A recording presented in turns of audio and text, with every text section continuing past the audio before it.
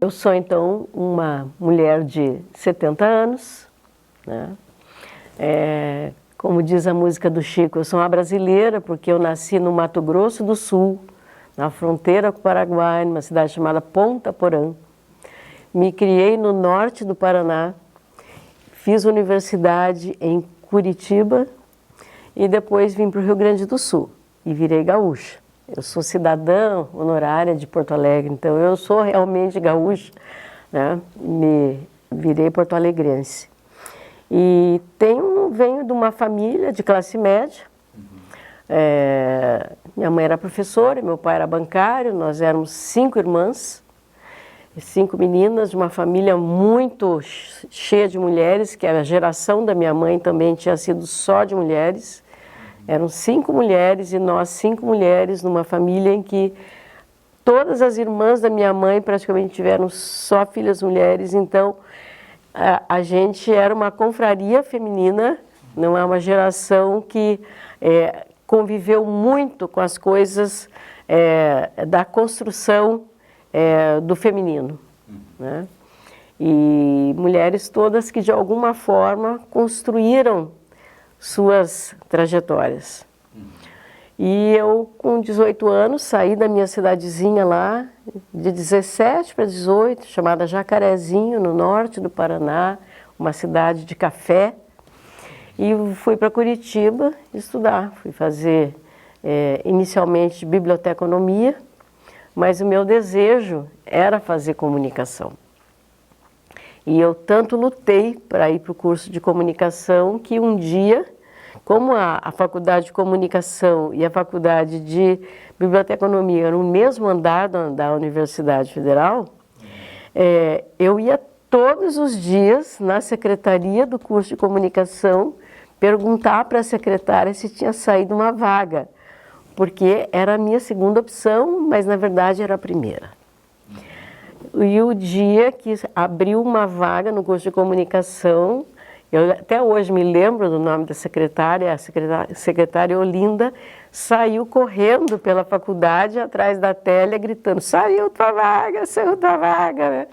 E eu naquele tempo já tinha mostrado a minha, o desejo de um ativismo, de um certo protagonismo, porque eu já estava no diretório acadêmico, Rocha Pombo, que era o diretório acadêmico das ciências sociais, né, ciências, letras, naquela época era outra formação na área das ciências, né, e eu fui para o jornalismo.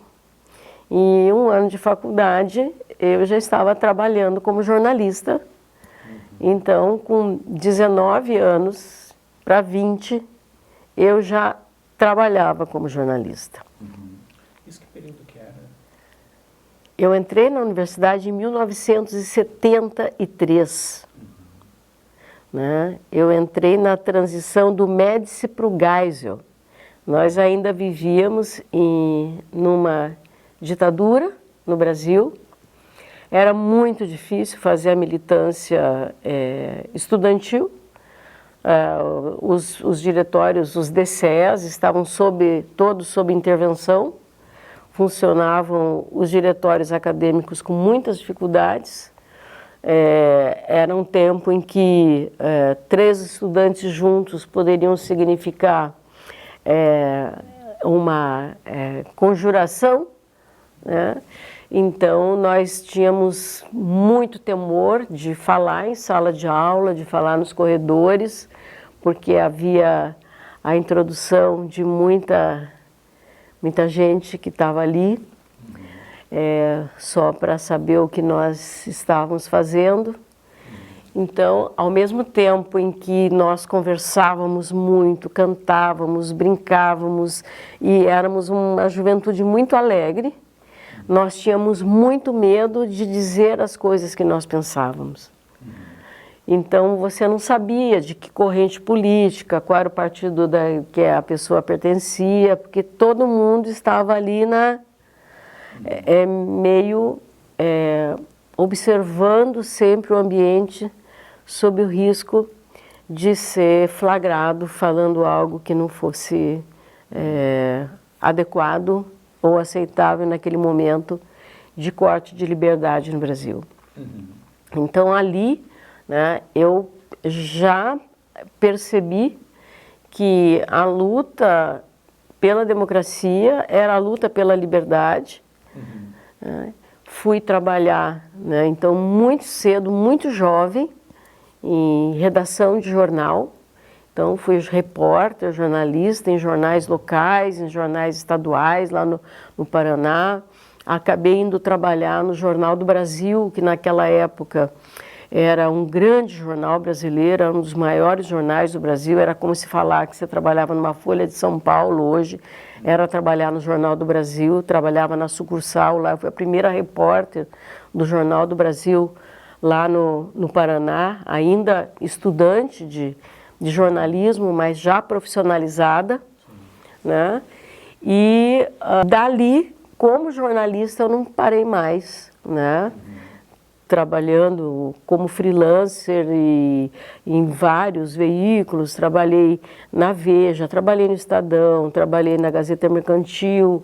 A gente trabalhava onde tinha trabalho, né? Ajudava a implantar jornais novos, né? Como o Correio de Notícias, que foi um jornal que eu ajudei e participei do projeto de implantação no Paraná, que foi um jornal muito importante, democrático, assim como a Folha de Londrina, que era o jornal mais democrático que nós tínhamos lá, era considerado o melhor jornal do Paraná, era a Folha de Londrina.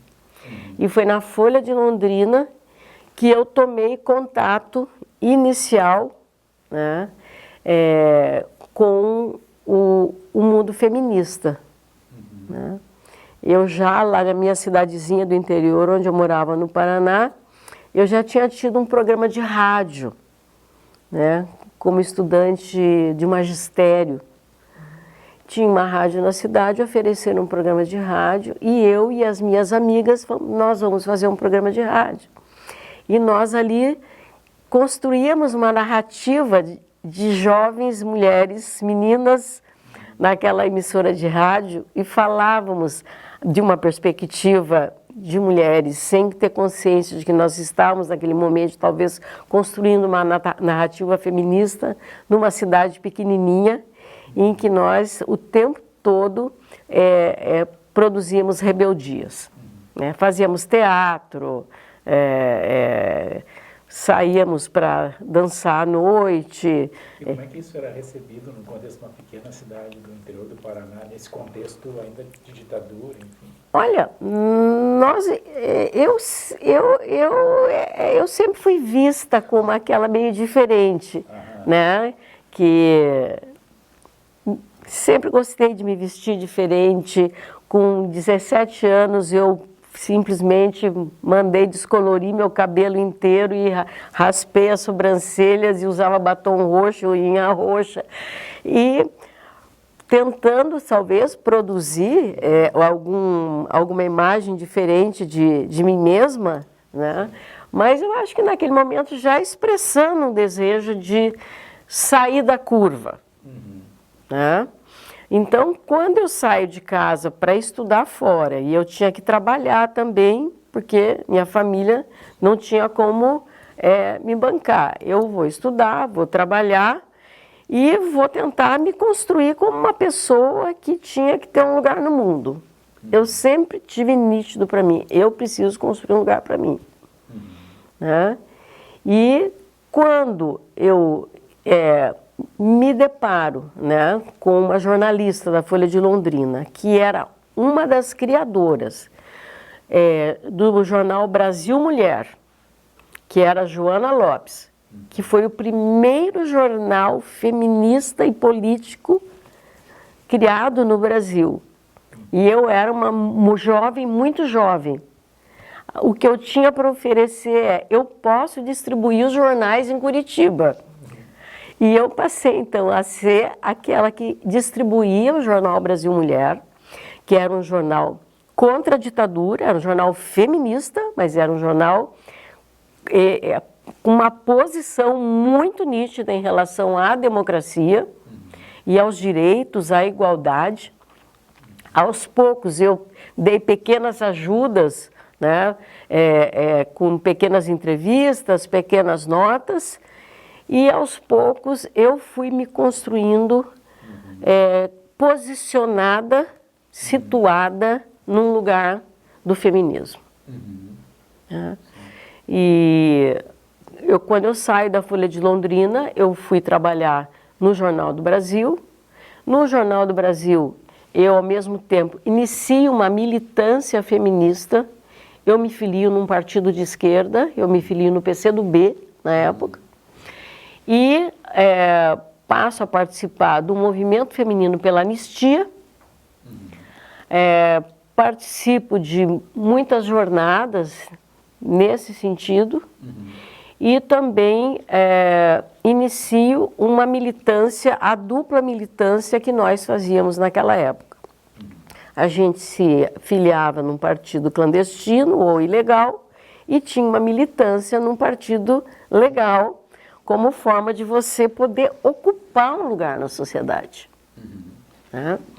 Então, eu fui militar no partido legal, que era o MDB, naquela época. E em 82, eu viro candidata a deputada estadual pelo MDB, mas, na verdade, pelo outro partido. Fico suplente de deputada em 82. Naquele momento já com um filho pequenininho, né, de 4 meses, e eu fazendo campanha eleitoral e amamentando, e eu tinha que viajar para pedir voto. E quando eu chegava nas cidades, a primeira coisa que eu fazia era procurar uma maternidade para esgotar o peito, porque eu queria chegar em casa e continuar amamentando meu filho. E essa vivência, né, já assim, estava expressa, meu posicionamento feminista nesse momento já estava expresso. Os meus, eu já colocava, era mais democracia, mais direitos. Era a minha consigna. Foi essa a minha consigna na primeira e na segunda eleição que eu disputei, em 86, também, para deputada estadual. Fiquei suplente de novo, né? Quer dizer, acho que meu negócio não era voto, né? Porque eu fiquei suplente 2 vezes. Mas em 86, quando eu me candidato, nós já vivíamos num período mais democrático. No Paraná, nós já tinha assumido em 82 um governador, o José Richa, democrata, né? E com o José Richa a gente vai fazer construir as primeiras estratégias de políticas lá no estado. Né? Então, a gente vai construir a proposta de um Conselho Estadual dos Direitos da Mulher. A primeira delegacia da mulher vai ser criada em 85, lá no Paraná. Foi a terceira delegacia da mulher do Brasil, foi construída lá pelo trabalho do movimento de mulheres. E já fomos construindo isso e eu criei uma entidade feminista que se chamava União de Mulheres de Curitiba. Então, estava daí já nos espaços, né? Então, junto com essa militância mais partidária, assim, na política institucional, tinha todo esse movimento? Já tinha. Eu era secretária-geral do Departamento Feminino do MDB. Eu participava na fui fundadora da União de Mulheres de Curitiba. Já tinha participado do movimento de mulheres, do movimento feminino pela anistia. Já participava do Jornal do Brasil Mulher, contribuía para uma revista nacional que se chamava Presença da Mulher. Eu era jornalista responsável de uma revista que era editada em São Paulo e eu ia a cada 2 semanas para São Paulo para ajudar na edição da revista. Então, era uma multiplicidade de tarefas enquanto trabalhava, porque tudo isso trabalhando, tinha que trabalhar. Então, era muita militância, muito trabalho, um momento em que o país exigia que todo mundo tivesse consciência, estivesse lutando pela democracia, e a gente se aproxima, então, da Constituinte. Então, eu fui candidata a deputada estadual na eleição que elegeu a Assembleia Nacional Constituinte no Brasil. Sim. E eu fiz uma campanha constituinte. A minha campanha foi constituinte, porque a gente estava falando dos temas nacionais. E daí eu não me elegi, né, mas eu fui chamada por uma deputada estadual que se elegeu para que eu a ajudasse na Constituinte estadual, e um deputado federal que se elegeu me chama para ajudá-la na Constituinte Nacional. Então eu trabalhei assessorando a Assembleia Nacional Constituinte e a Constituinte Estadual. Né? Eu tenho o meu nome escrito na ficha técnica da primeira Constituição Estadual do Paraná que saiu, né? Porque eu trabalhei tanto naquele período, né? Foi um trabalho tão intenso que quando eles botaram as pessoas lá indispensáveis no processo da Constituinte Estadual, meu nome saiu, né?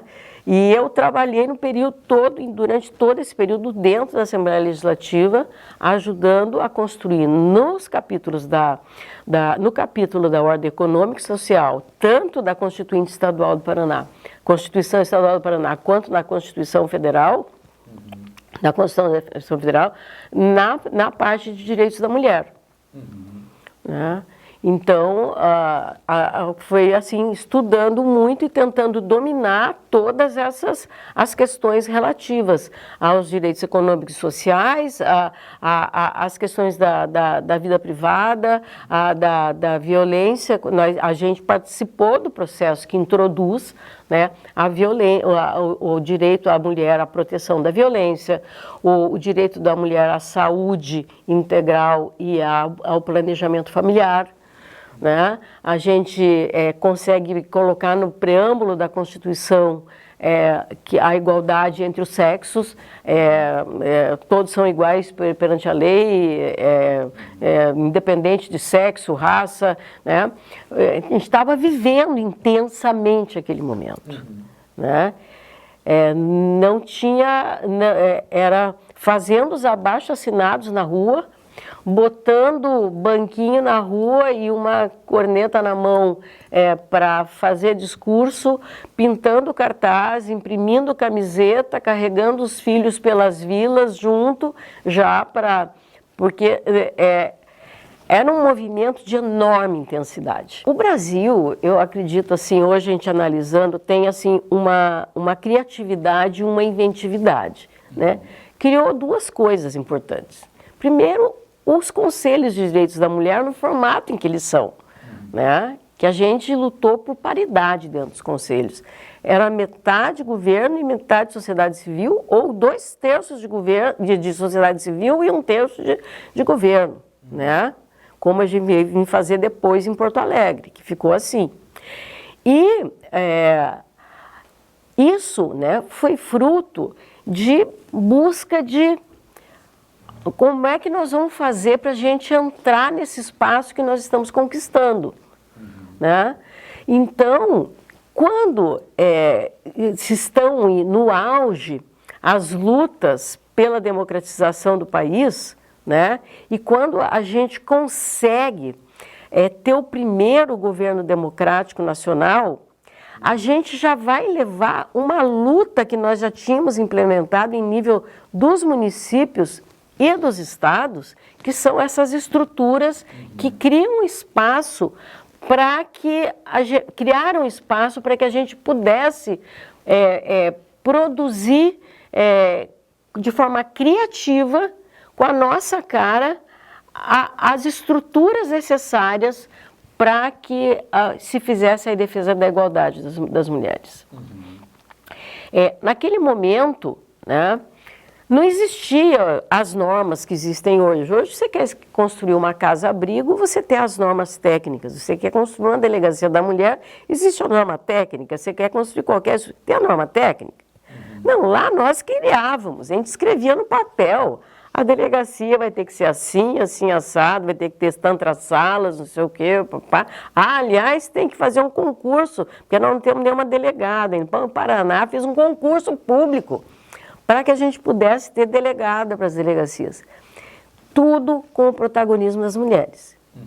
Em 85, acontece na África a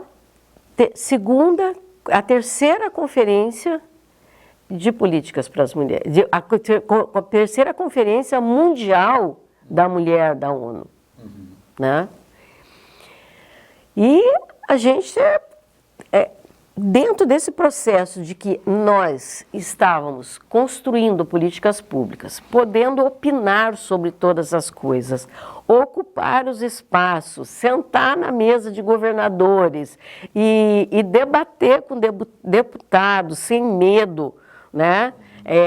Desenhar as políticas públicas, acompanhar as políticas públicas, nós nos sentimos assim, nós vamos para Nairobi, no Quênia, participar dessa conferência mundial.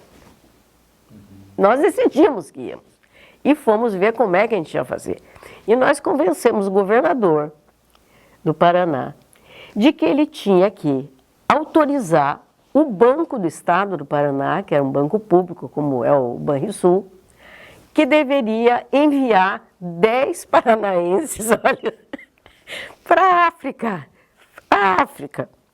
E foram as 10 paranaenses para a África, para participar de uma conferência mundial da mulher. E foi uma experiência inesquecível, porque eu participei de várias conferências, mas essa conferência da África, a conferência da África aconteceu assim. Era num campus universitário muito parecido com isso aqui, tá? Só que não tinha todas essas salas, não tinha todas essas coisas. Nós nos reuníamos debaixo de árvores, sentadas no chão, debaixo de tendas, coisas muito simples. Eu fiquei hospedada junto com os estudantes da universidade e a felicidade era imensa, porque nós estávamos ali descobrindo que o mundo tinha 1000 cores, 1000 vozes, 1000 idiomas, era tudo. Né? Foi a descoberta, o feminismo é isso aqui, é essa mistura de gente, de raça, de vozes, de cores, de cantos, né?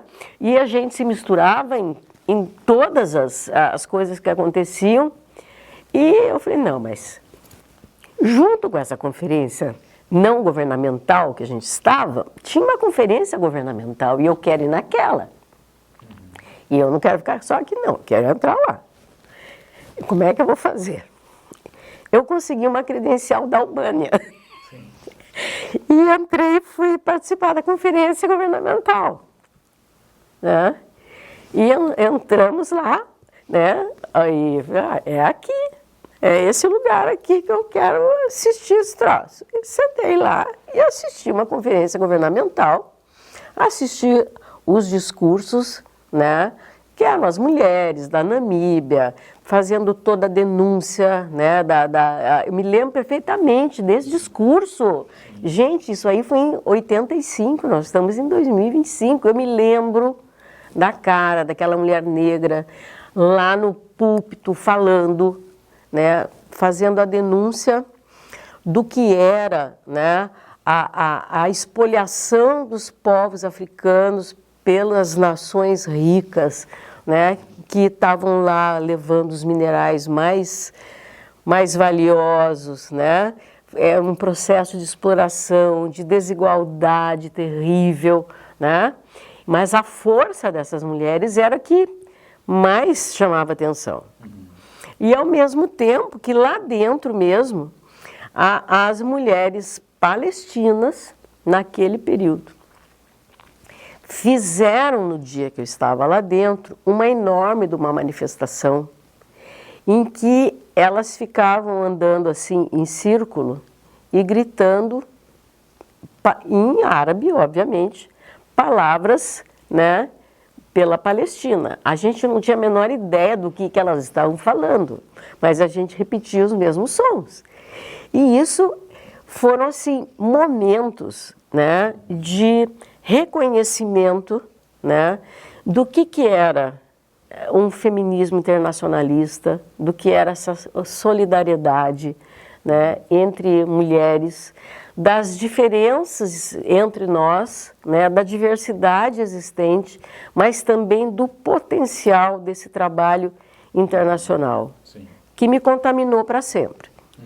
Né? Eu nunca mais deixei de fazer trabalho internacional, né, que é uma trajetória assim, que, das muitas coisas da vida, né, que eu fiz, né, a minha militância, meu ativismo, né,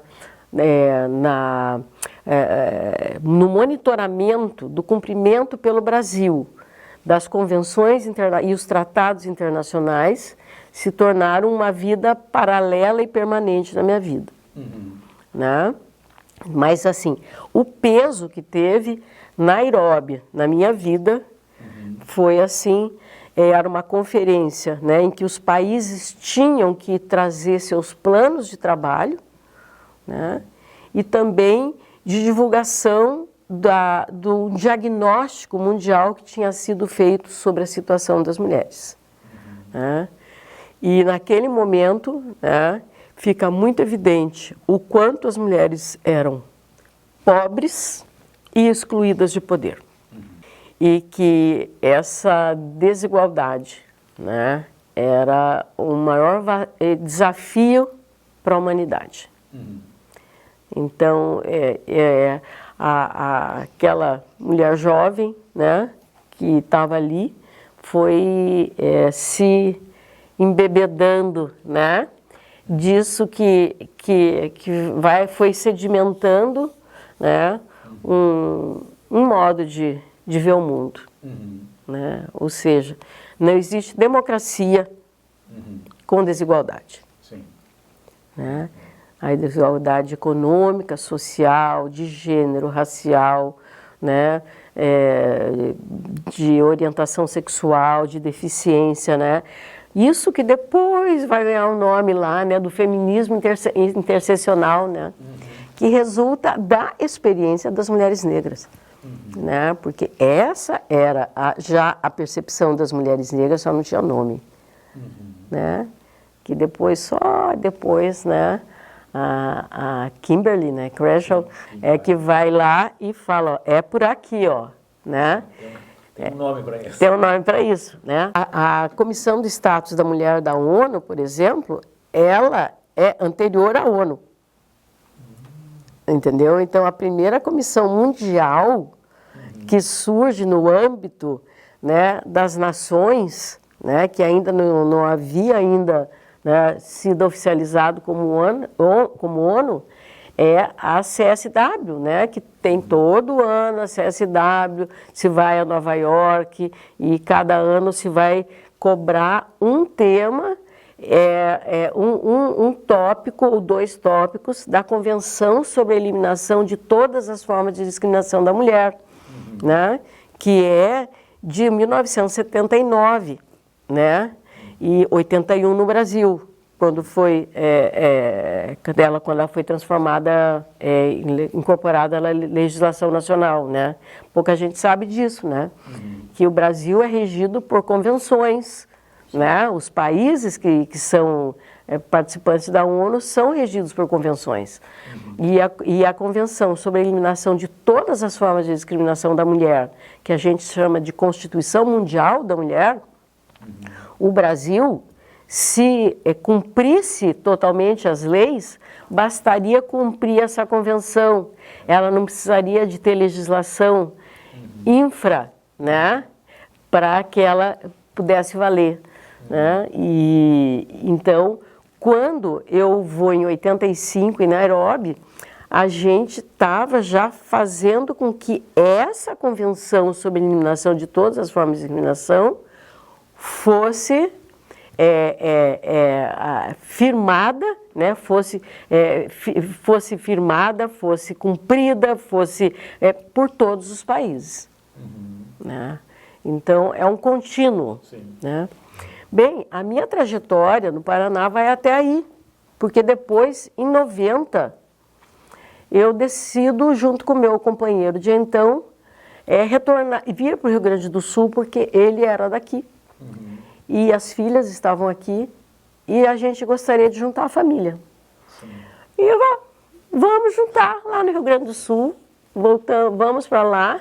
Eu tenho certeza que lá arrumo trabalho, ele voltaria para o emprego dele que ele tinha deixado para trás. Vamos voltar, vamos para o Rio Grande do Sul.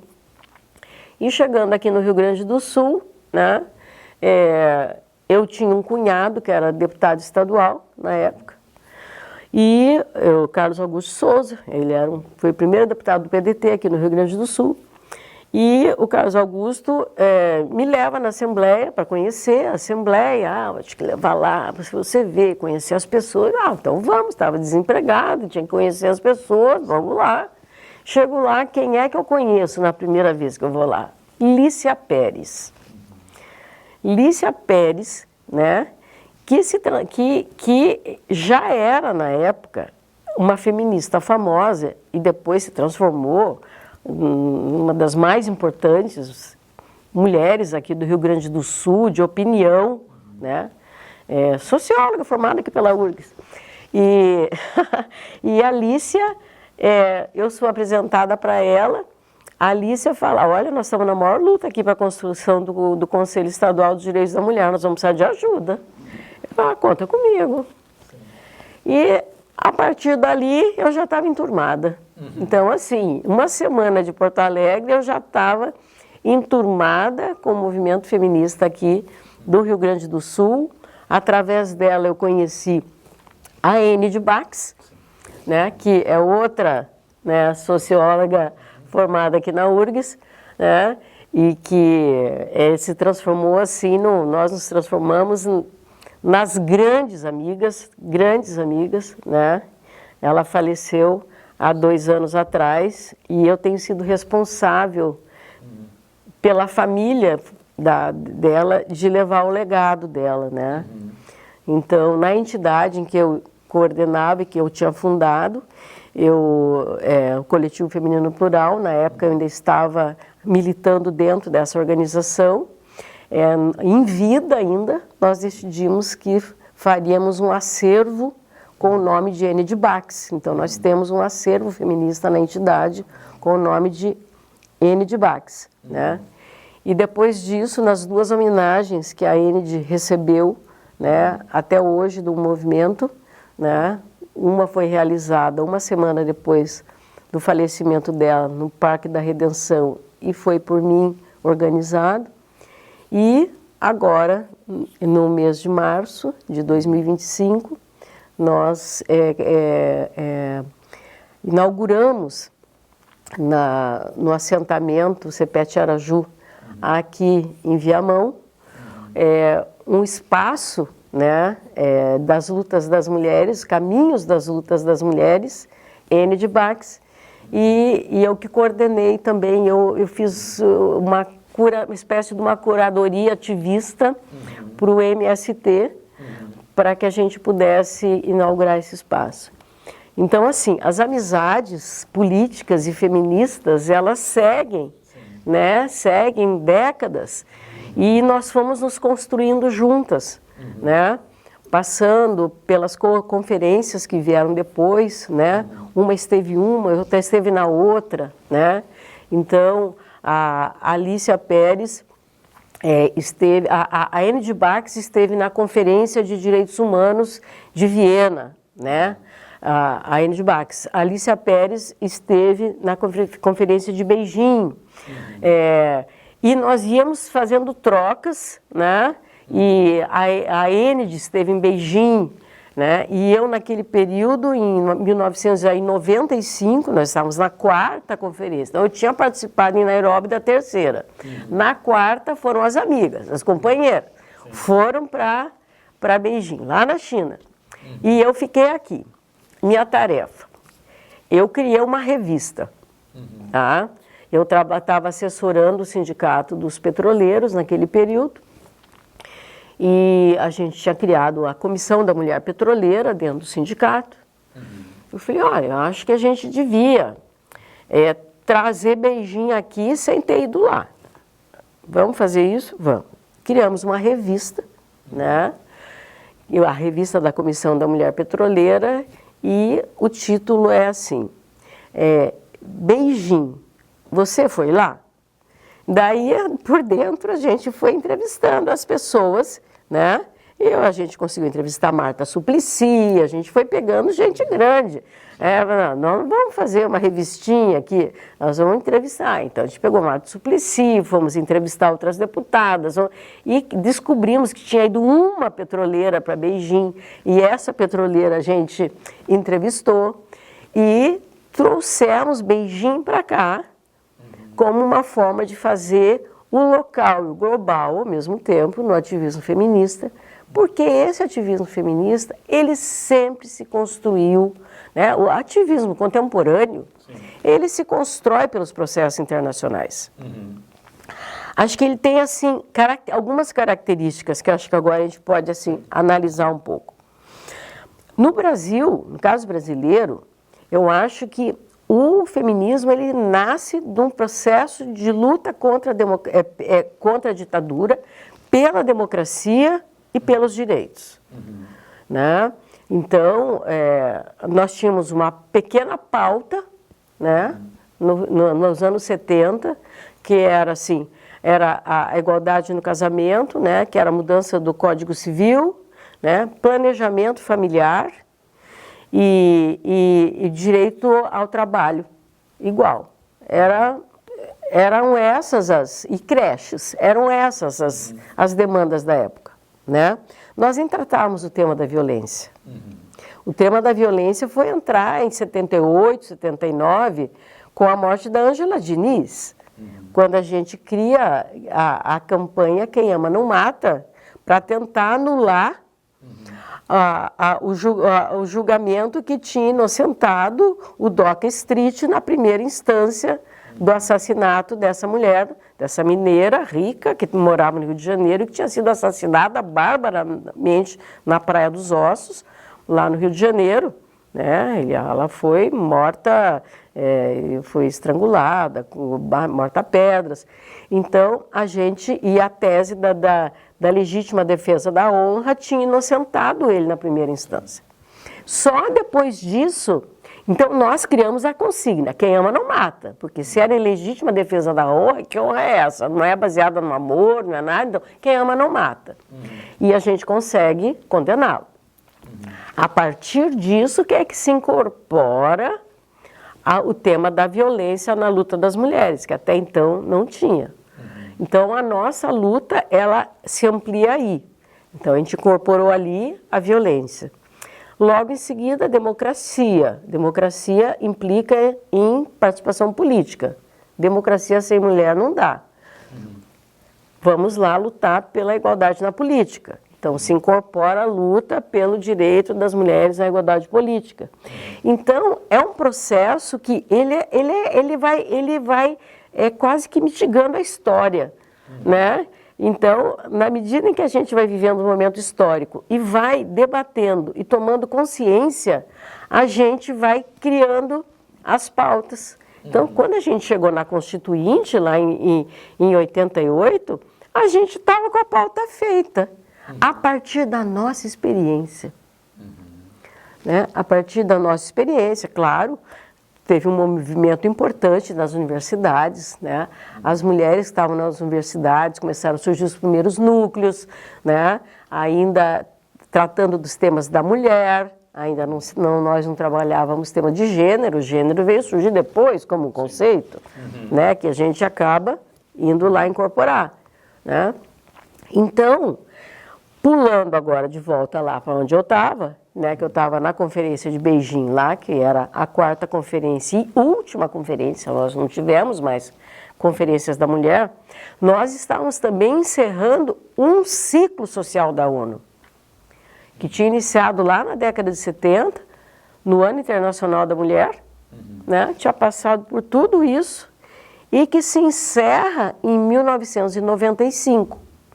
Depois disso, só houve mais uma ou duas conferências que não eram conferências da mulher, mas eram do campo dos direitos humanos, que foi a Conferência de Durban e a Conferência dos Direitos das Pessoas com Deficiência. Não houve mais conferências novas nesse ciclo todo. Mas nós também saímos desse ciclo com uma compreensão de que o mundo tinha cara de mulher, né? Mas embora tivesse um mundo cara de mulher, porque nós éramos maioria, a pobreza tinha cara de mulher. Né? E que a violência era o maior obstáculo para as mulheres conquistarem a igualdade na sociedade. Que sem enfrentar a violência, as mulheres continuariam em condição de opressão, continuariam vivendo no terror, porque é isso que acontece. Né? As mulheres vivem no terror. Né? Quando eclode, por exemplo, uma epidemia de feminicídios, como ocorrem em alguns momentos, né, que muitos casos acontecem, né, aqui no Rio Grande do Sul mesmo, o que é que se passa na cabeça das mulheres? Todas nós somos matáveis, nós somos seres matáveis. Né? Então, enfrentar determinadas questões é chave, né? Para você poder dar passos. Né? E, obviamente, temas como o aborto, né? Os direitos sexuais e reprodutivos, né? Temas que se tornam muito importantes, porque a gente vai trabalhar no feminismo a mortalidade materna, por exemplo, né? Que o Brasil era campeão mundial de mortalidade materna, excluindo alguns países completamente pobres, né? Você vai ver entre as causas de morte materna, né? Estavam lá pressão alta, né? Mau atendimento hospitalar, falta de pré-natal e aborto. E hemorragias. Aborto como segunda, terceira causa.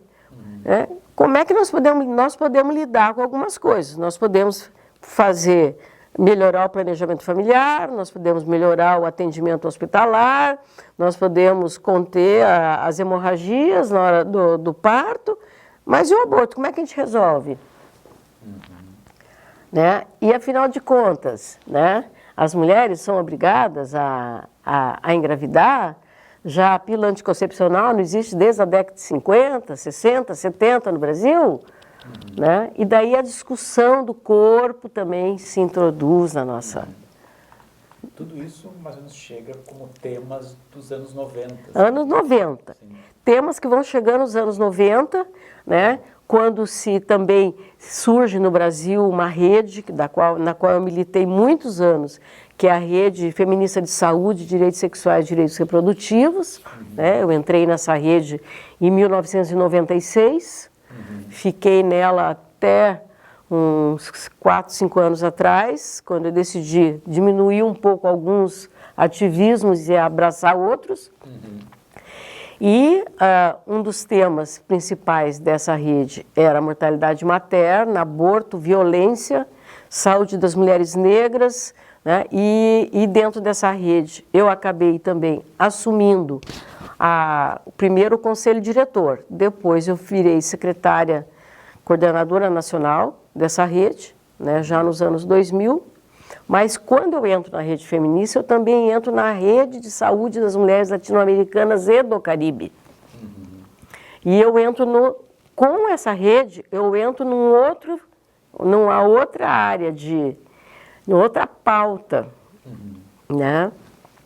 Que era da pauta de população e desenvolvimento, e que tratava da saúde das mulheres, de HIV, de violência, de aborto, de morte materna, de imigração, casamentos infantis, bem, toda a desgraça do mundo estava reunida ali, né? Porque era a pauta, né? É uma das pautas mais importantes das Nações Unidas, né? Porque tinha passado pela Rio, né? A Rio 92, e a Rio 92 já tinha sido uma resposta a uma tendência ao controle da natalidade mundial como uma forma de solução dos problemas da sociedade mundial, os problemas do planeta, né? Não era o modelo econômico, não era nada disso, era as mulheres parindo, né? Então, a gente, na Rismalac, que é o nome dessa rede, eu vou assumir um papel bem importante, assim, vamos monitorar o Programa de Ação do Cairo, né, porque essa população de desenvolvimento tinha nascido numa conferência do Cairo, em 1994, então a gente vai juntar num saco só todas essas coisas e vai fazer monitoramento internacional do cumprimento desses programas. Agora da área de saúde, população, de demografia, de controle da natalidade, de planejamento familiar. Então, a montanha de lutas vai aumentando, né? E quando chega lá pelo ano 2000, o Brasil tem que prestar contas pela primeira vez da Convenção sobre Eliminação de Todas as Formas de Discriminação, que ele tinha firmado em 1981 e nunca tinha prestado contas. Então, a gente prepara o primeiro processo de monitoramento dessa convenção internacional,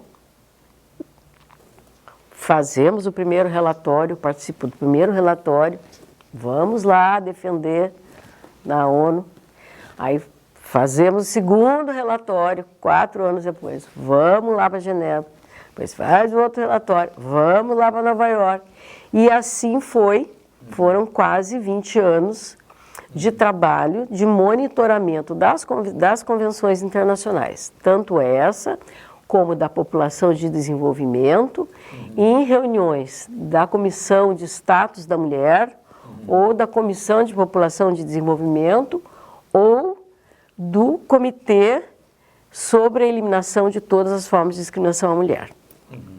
Né?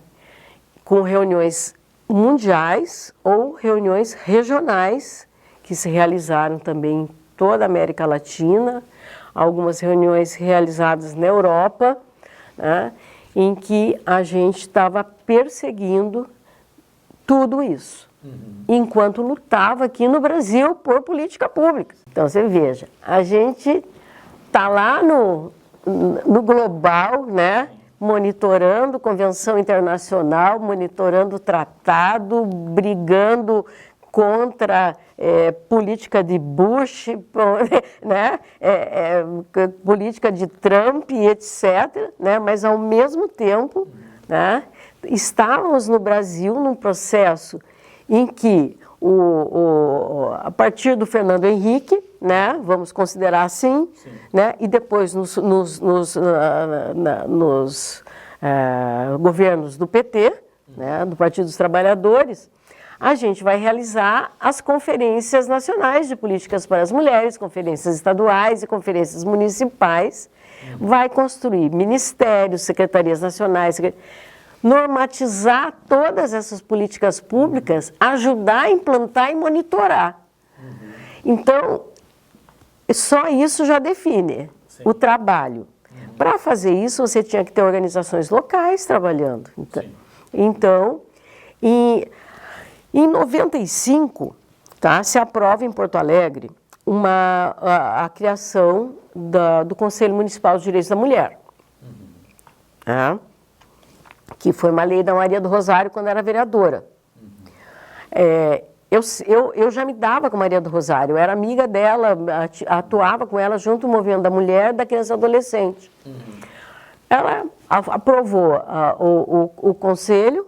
Pô, agora nós temos que criar o conselho, né? Para aprovar, temos que criar. E como é que faz para criar? Olha, a gente disse lá que tinha que ter um fórum municipal de mulheres para eleger o conselho. Então nós vamos ter que primeiro criar um fórum municipal de mulheres. Depois nós vamos atrás, vamos criar o conselho estadual, vamos criar o conselho municipal. Daí, fomos lá, chama as companheiras, vamos criar aqui, temos que criar um fórum de mulheres, porque nós queremos um conselho municipal. E aí, tá, a Elia de Bax, Alicia Pérez, toda essa mulherada boa de briga, mais umas mulheres que vêm no movimento negro, vêm no movimento comunitário, né? E cadastramos 100 coletivos de mulheres em Porto Alegre em 1996. 100 coletivos de mulheres.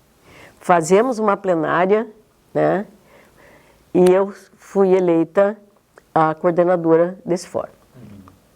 Bem, mas agora essas entidades aqui vão ter que se eleger entre si para o Conselho Municipal dos Direitos da Mulher. Então vamos lá, vamos à luta. Já 100 lá, eu fui eleita. Então eu fui a primeira presidente do Conselho Municipal dos Direitos da Mulher de Porto Alegre. Né?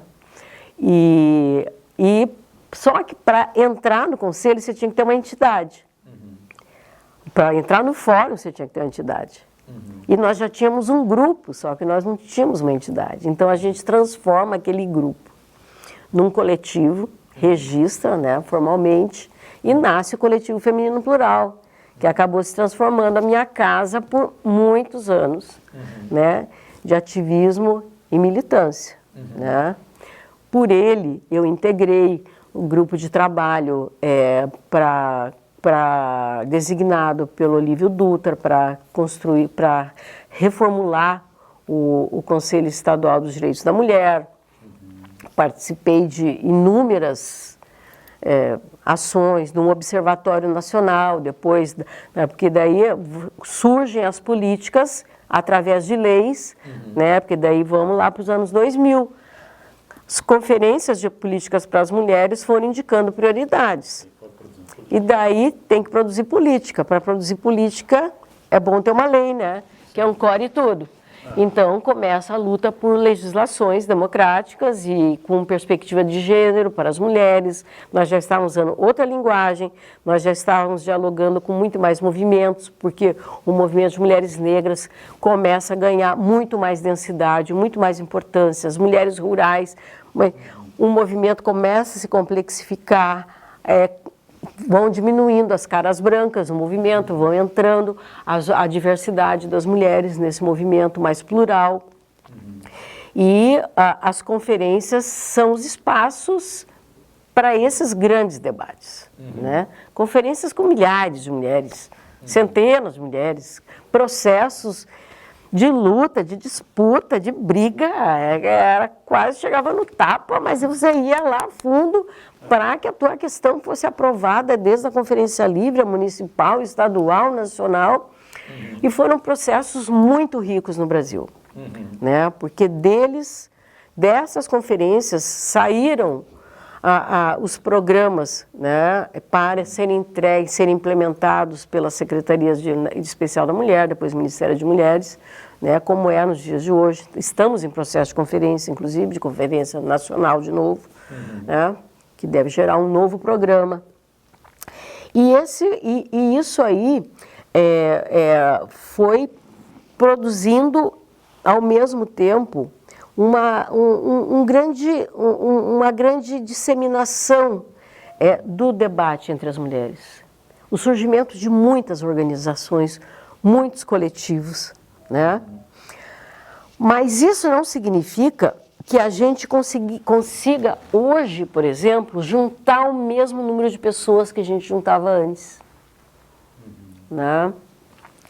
Porque antes das redes sociais reinarem sobre as nossas vidas, né, e nos fazerem pessoas completamente condicionadas pelas tecnologias, né, vivendo um tempo completamente real, porque o tempo das redes não é o tempo da vida, o tempo da vida não é o tempo das redes. Então, você vive sempre com a sensação de que você está devendo alguma coisa, e isso é algo sim, é a angústia permanente que a gente vive, né? Essa angústia permanente, ela também está, né, nos movimentos sociais, está no feminismo, né? E ela vem substituir processos de encontros, né? Então, se nas décadas de 70, 80, 90, para fazer uma reunião, você buscava um espaço para reunir aquele monte de mulher, né, que ali debatia cara a cara, tal, né? Hoje você precisa encontrar uma sala do MIT que caiba as pessoas, essa é a verdade, né? E custa mais barato, você faz em um menor espaço de tempo, em compensação você define fazer 10 coisas que no tempo real você não consegue fazer. Isso também gera um processo de frustração nos movimentos, não dá conta de tudo aquilo que é necessário pela velocidade com que as coisas se dão, né? O que aconteceu hoje, amanhã já não existe mais. Isso reflete nas lutas. Eu vim fazer o meu mestrado, estou gravando aqui na URGS, né? Eu vim fazer o meu mestrado aqui em Ciência Política em 2004 para tratar do tema do ciberespaço, né? Em que eu fiz, o meu problema era o ciberespaço, uma via de empoderamento de gênero e de formação de capital social. Era quase uma pergunta, né? Porque eu queria exatamente saber se o uso das redes sociais, ainda naquele período, tá, lá, surgimento ali das coisinhas, a gente usava o quê? E-mail, uns chatzinhos, os blogs, né? Os sites, nascentes sites, coisas assim, ferramentas, né, que davam ainda, em relação a hoje, quase nada de interação, mas já se falava em interações que elas ultrapassavam a relação humana, né? Essa era a questão. Era assim, a comunicação a comunicação entre pessoas mediada por máquinas, tá? É um conceito quase esse que eu usei. E ainda para melhorar a coisa, eu peguei as redes e falei, isso é mídia. Tá? Vamos ver o que a gente produz com esse conceito. E com uma percepção crítica, porque eu tinha entrevistado 240 mulheres nos telecentros de Porto Alegre. Entrevistei uma por uma. Depois eu fiz grupo focal. Depois eu fiz entrevista de profundidade. E ainda peguei algumas especialistas, então eu fiz 4 metros de pesquisa para chegar no lugar que eu queria cruzar aquele troço todo ali, tá? E finalizo, né, e o que me dizem, né, a maioria dessas mulheres? Essas redes não são espaço neutro, né? O que acontece na sociedade está entrando dentro dessas redes, ou seja, se as relações de gênero eram desiguais, se havia uma violência de gênero, por que elas não iam entrar nesses canais? Né? A segunda questão é o seguinte, é um espaço de empoderamento? Sim, claro que é, porque a gente pode se falar mais rápido, a gente pode fazer trocas, aprendizados, novas habilidades, dentro de um conceito de empoderamento como aquisição de habilidades e novos poderes, novos conhecimentos, com certeza, né? Formação no capital social, foi minha grande dúvida, né? Se a gente conseguia juntar a gente, se a gente conseguia potencializar ações, né? Então eu fiz essas perguntas há 20 anos atrás. E eu acho que são todas perguntas ainda atuais, né? Para o feminismo. Né? Essas perguntas, a gente sabe hoje, né, que ao mesmo tempo que o uso dessas tecnologias de interações sociais, né, as digitais, elas nos ajudam, né, a fazer trocas, a fazer a difusão de conhecimentos, elas produzem, elas rompem barreiras, né, que antigamente, né, você não tinha quase como romper, né, para você conseguir um livro, né? Como é que você conseguia um livro antes? Se você conseguisse comprar ou fazer um xerox, ou você baixa o PDF ou acessa um link, passa para a amiga, quem precisa disso? Puf, tá aqui, eu tenho. Isso tudo possibilitou coisas muito positivas, né? Mas como eu te disse, a questão dos tempos, né? Eu acho que a questão dos tempos é que nós não estamos conseguindo fazer essa conexão entre tempo real e tempo das redes. E até que ponto que esse tempo de redes é o tempo de grandes aprendizados. Se isso produz tanto aprendizado quanto a gente gostaria. Atualmente, quando a gente faz uma reunião presencial, é uma festa. As pessoas se encontram, se abraçam, falam, mas como é bom a gente estar junto. Porque a gente está se esquecendo muitas vezes do quanto é importante a comunicação humana, o contato, o afeto, o abraço, né? A amizade verdadeira, não é a amizade do... né? É a amizade, olhar olho no olho, né? Em termos de mobilização, claro que isso, eu estou falando de uma perspectiva, da perspectiva do encontro, talvez, da perspectiva da construção orgânica das coisas. Mas como todas as relações estão mediadas, todas as relações estão mediadas, não existe uma relação não mediada praticamente na humanidade.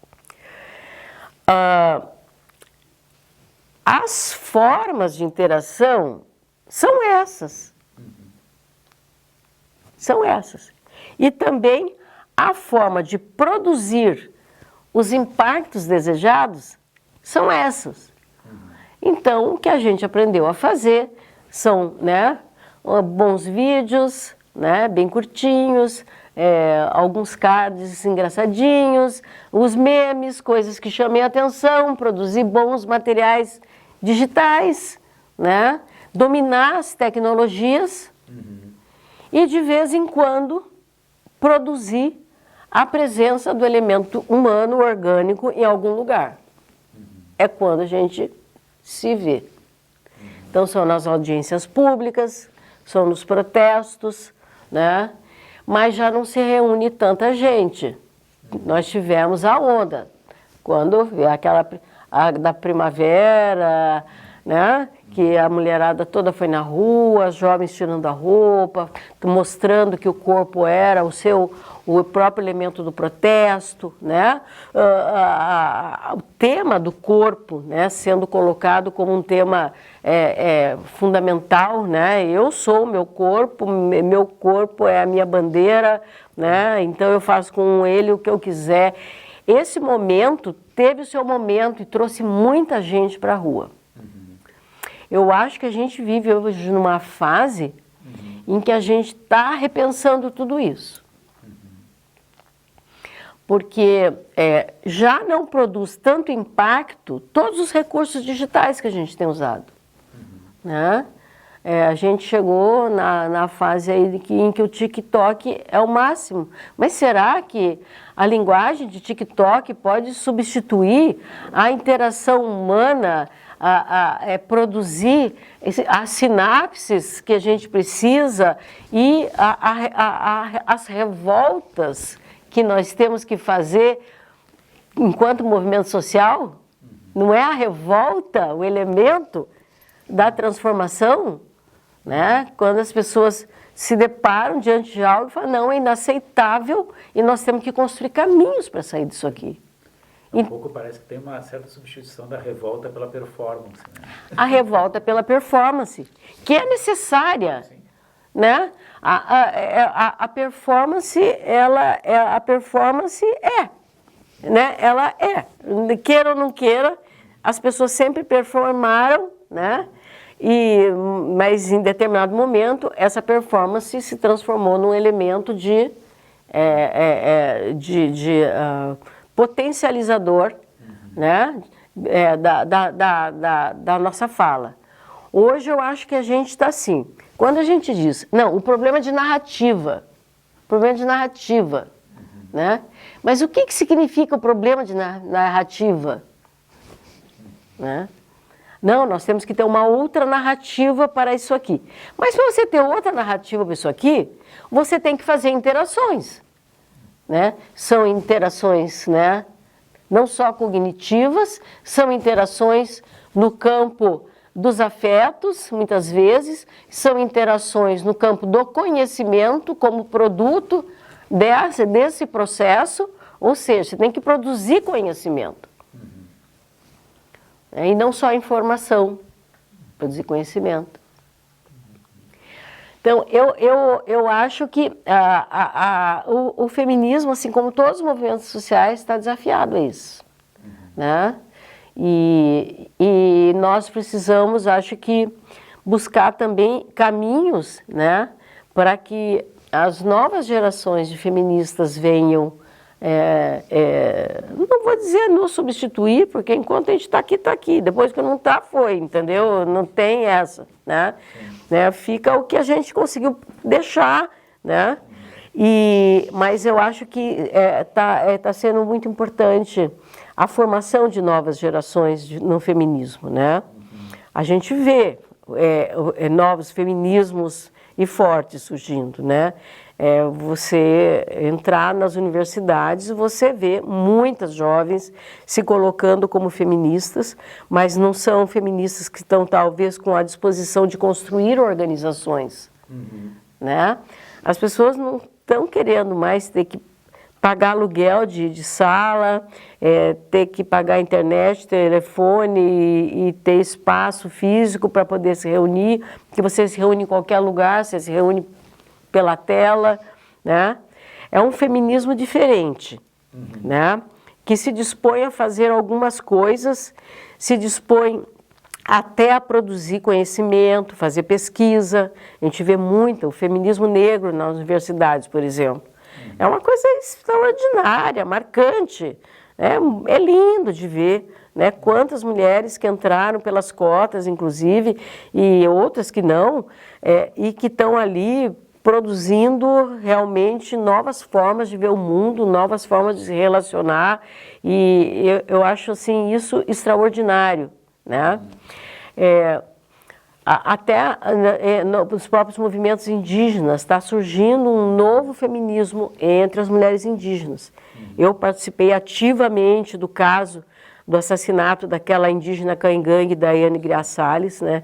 Eu acho que do feminismo não indígena eu fui a mulher que mais participou de tudo isso, né? Eu estive junto desde o dia seguinte até o dia do julgamento e continuo junto com elas. Vou para lá agora em maio, passar uns dias lá no território de Guarita com elas para trocas, porque se construiu na minha vida foi assim um antes e um depois, né? O contato com esse feminismo indígena, porque traz outros paradigmas, é a mesma coisa que aconteceu comigo, por exemplo, na África, em 85, quando eu me deparei com o feminismo negro, né, e depois convivi com feministas negras na rede feminista, nós tínhamos uma equipe de trabalho, equipe super pequena, e ela era composta por mulheres negras brilhantes e que mexeram muito, assim, né, com a minha percepção de mundo, né, mulher branca, de classe média, essa coisa toda. Você vê aquilo e você você ouve frases que você pode, nunca me toquei, né? Você vai se desconstruindo e se reconstruindo. Eu estou na fase hoje que a questão dessa cosmogonia, desse pensamento indígena, né, sabe? Que desconstrói um monte de coisa da gente, principalmente de corpo, sabe? É outro lugar, é outro tempo, é outro ritmo, e você pode desaprender e aprender sempre. né? Isso tem acontecido e eu percebo a existência, né? E agora, esses movimentos, como que se reúnem hoje? A Marcha das Mulheres Negras, elas passam um ano inteiro, 2 anos, acho que a Marcha das Mulheres Negras a cada 2 anos, se reunindo, se conversando, juntando dinheiro, fazendo rifa, e se organizando suas pautas para fazer um grande movimento em Brasília. As mulheres indígenas estão fazendo a mesma coisa, estão indo agora para a 3ª Marcha das Mulheres Indígenas. Passo todo o tempo se organizando e depois daquele tempo vai. Depois cada uma volta para o seu lugar. As mulheres rurais brasileiras, a Marcha das Margaridas, é assim. Então, são outras formas de organização que vão substituindo formas antigas. E os coletivos, né? Eu hoje tenho um coletivo, né? Um coletivo que é um coletivo de jornalistas, chama-se Querela Jornalistas Feministas, que homenageia a Cristina de Pizan, que foi a primeira mulher que viveu o seu trabalho em 1400, então a gente escolheu a Cristina de Pizan. A Querela é a grande debate que houve sobre a questão da mulher na Europa 500 mil anos atrás, né? Então, mas era uma discussão que tratava a questão de gênero, né? Então, a gente buscou lá na Cristina de Pizan, a Querela, mas é um coletivo absolutamente informal, que cada uma está fazendo alguma coisa, a gente se junta virtualmente e de vez em quando a gente senta para comer juntas, celebrar a vida, conversar sobre um pouco o ativismo e um pouco a vida. Né? E assim a gente vai sustentando, né, esse nosso desejo de continuar juntas, né? Eu tenho que relatar que eu tive uma experiência profissional que foi talvez a mais importante da minha vida, quando em 17 e 18 eu virei assessora de imprensa da presidenta Dilma, né? E que foi um momento em que eu interrompi meu ativismo feminista que eu fazia todos esses anos para fazer um outro ativismo feminista que foi ajudar a denunciar o golpe misógino contra a presidenta Dilma. Né? Eu viajei para uns 20 países com ela, mundo todo, né? Fazendo a denúncia do golpe. E essa foi uma experiência também muito transformadora,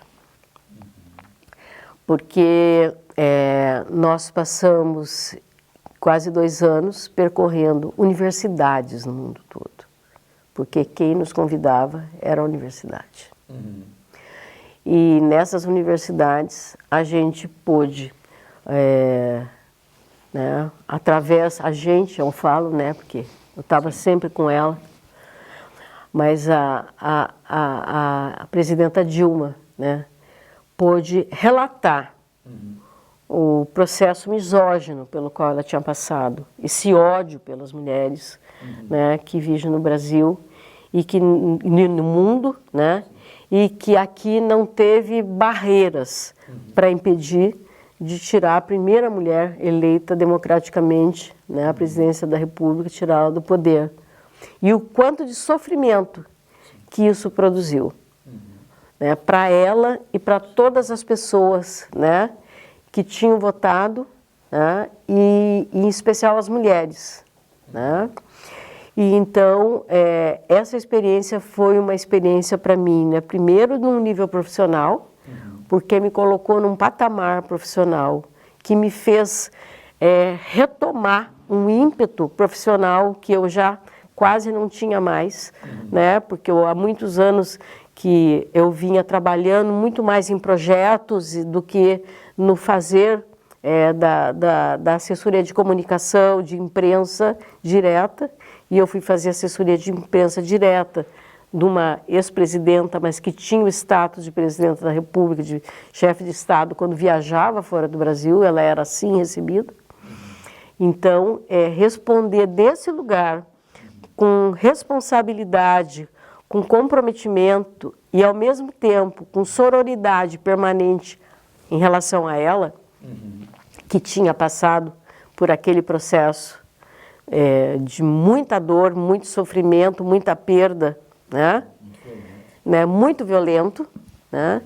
Então, foi muito importante para mim, né? E como feminista, eu acho que me deixou mais forte, né?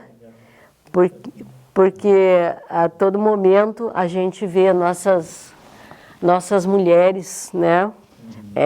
Que estão por aí nos espaços de poder, passando por processos misóginos terríveis, né?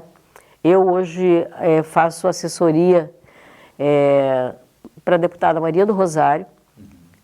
Eu elaboro projetos especiais para ela, todos eles na área de gênero. E eu sei o quanto ela e suas colegas passam por violência política. Então, assim, nós no Brasil temos ainda como um grande desafio, né? Derrubar, né? Desmontar, né? Algo que parece quase impossível de desmontar, porque é o mais profundo de todos os sistemas, é o patriarcado. Né? O capitalismo nasceu ali, ó, né? 1500, 600, 700, aí veio, mas o patriarcado está lá atrás, né? Então, a gente destruiu o patriarcado, desmontar o patriarcado, questionar o patriarcado, impedir o patriarcado, né, de se mover com base no ódio, né, porque eu tenho um entendimento que a misoginia é a expressão de ódio, né, mas é a expressão de ódio do patriarcado, né, ela tem como fundamento o patriarcado. Tem um monte de gente que se não encaixa, não dá para encaixar isso. Eu encaixo patriarcado, misoginia, encaixo tudo isso, porque eu acho que tudo isso cabe para a gente entender o processo de exclusão da vida, né, que se fez ao longo da vida social, que se fez ao longo da história das mulheres. Né? Nas artes, na cultura, né? Tem uma grande crítica de arte nos Estados Unidos. Ela escreveu um livro que a pergunta do livro era: por que as mulheres são tão poucas na arte? Mas era uma ironia, né? E aí ela vai estudar os lugares onde na história da humanidade as poucas mulheres artistas, pintoras, que foram conhecidas pelo seu trabalho, porque a maioria das mulheres artistas nunca assinaram seus trabalhos, suas obras de arte, né? E os seus livros eram assinados pelos homens, né? Seus poemas eram assinados pelos homens. E ela vai descobrir que o lugar de pintura das mulheres... Por que os quadros das mulheres... Ela acha os quadros das mulheres de 1700, 1800, 1900. Os quadros eram todos pequenininhos assim. Por que os quadros das mulheres eram pequenininhos? Porque elas pintavam na mesa da cozinha. Né? Elas pintavam como um exercício do privado e não como uma expressão a expressão da alma, sei lá, o que é a arte, né? que você coloca dentro de um suporte. Então, elas faziam isso na cozinha, dentro do espectro da vida privada, e aquilo continuava na vida privada. E aqueles quadrinhos eram passados de geração para geração. Foi quadrinho que foi pintado pela minha avó, foi quadrinho que foi pintado pela minha bisavó, foi quadrinho que foi pintado pela minha tataravó, e ele continuava sendo desse tamaninho. Né? Então, por que as mulheres são tão poucas ou eram tão poucas na arte? Porque elas pintavam na cozinha. Elas não pintavam nos grandes salões nem nas grandes telas. Né? E é isso. Né? Nós temos que romper. Né? O mundo público e privado pertence a todos, o mundo do cuidado deve ser compartilhado, né? O Estado tem que dar conta de cuidado para que as mulheres possam ter as suas vidas. A maternidade não pode ser uma interrupção nem de carreiras profissionais, nem de carreiras acadêmicas, como a gente sabe, que até hoje, né, as mulheres, vai lá ver aonde estão as mulheres, né? Nas coordenações de projetos, de CNPq, tudo isso aí, né? As mulheres estão em áreas que ainda são áreas mais tradicionais, né? E porque dificilmente consegue romper barreiras. Então, essa vida social, ela tem que ser mudada, né? E ela só vai ser mudada se a gente contaminar não só as mulheres, mas contaminar também os homens, né? Da possibilidade de abrir mão de seus privilégios, que tem que abrir mão de privilégio, né?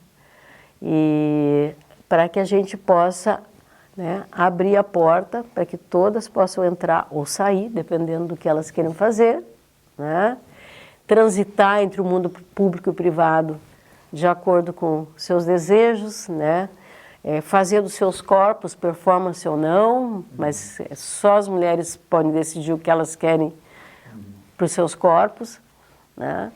E isso a gente sabe que é uma transformação que tem um tempo histórico, né? Porque são milênios de opressão, de submissão, de desigualdade, né?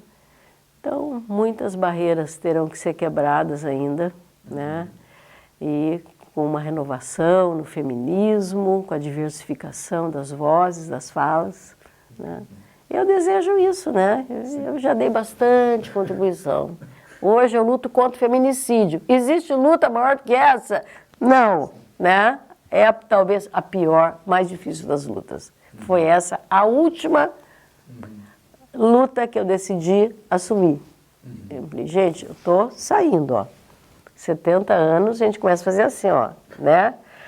E eu falei, não, eu vou lutar contra o feminicídio. Feminicídio é aquilo que acontece quando tudo falhou. Estado, a sociedade e os homens. Então, essa é a batalha hoje, né? Batalha para que as mulheres não morram mais por ser mulheres, né? E para que elas possam ser donas das suas vidas e seus desejos. E acho que isso já é bastante.